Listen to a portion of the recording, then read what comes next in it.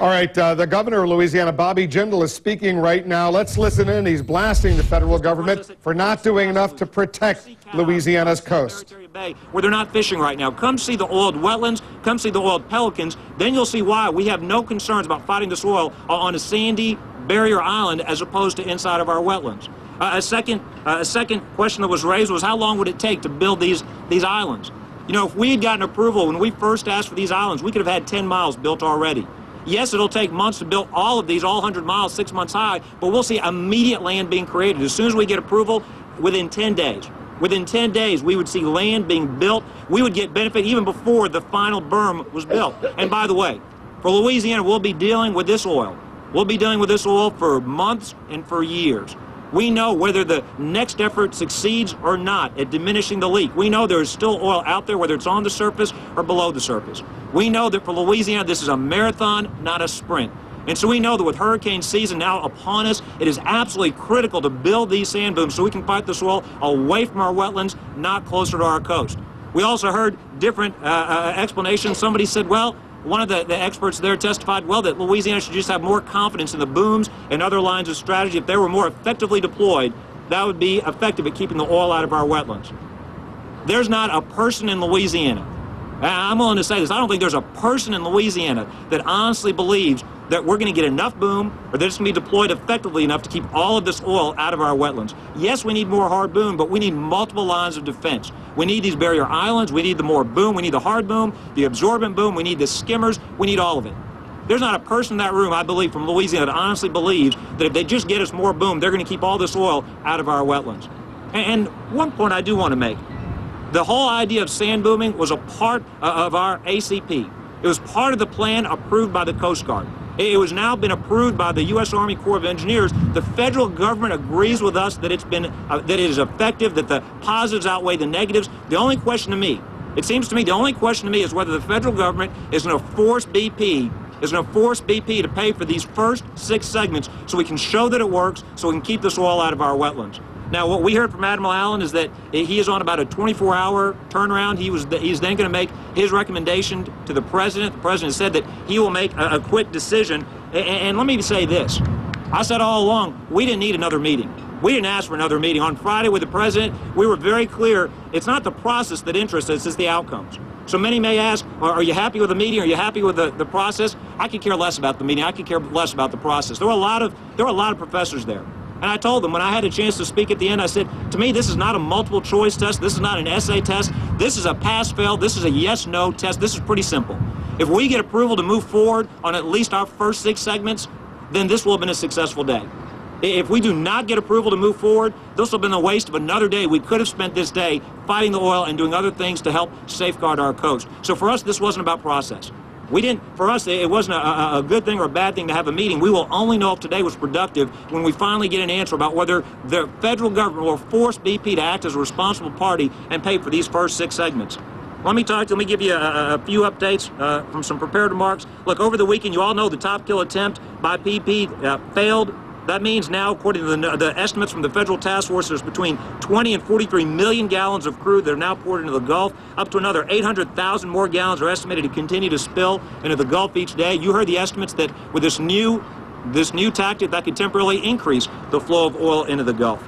And as I've said so many times before, we are in a fight to protect our coast, our way of life.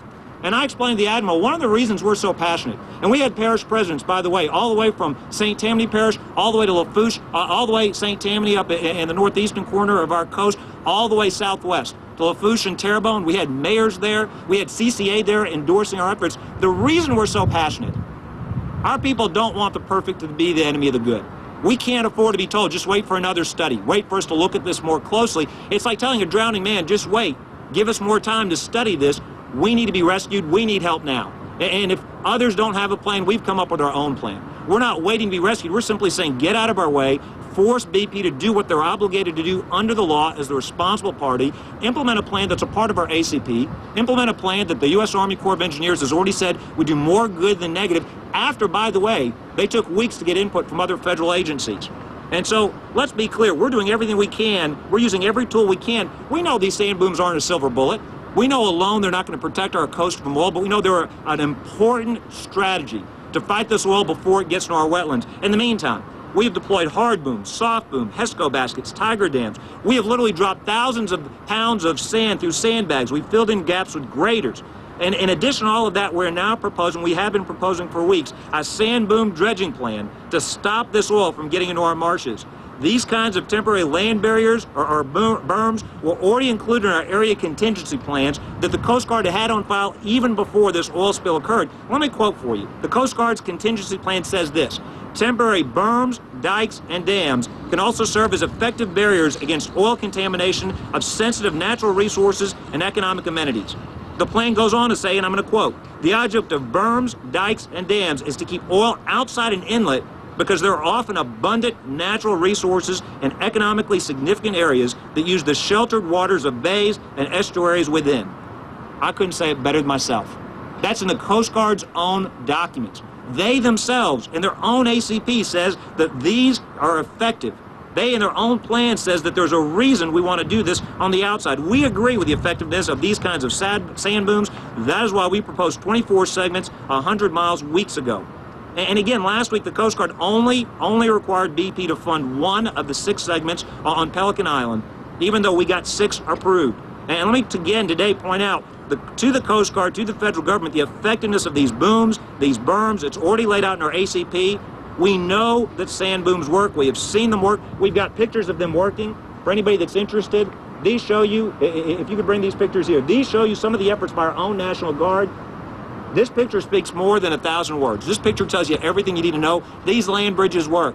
The Sand Guard, this was open water. They worked 24/7. Our National Guard in 4 days built this land bridge. And what you see here, you've got an area, I've visited here multiple times. You've got an area with hard boom in front of this. You've got soft boom. You've got the pom-pom booms. You've got hard boom behind it.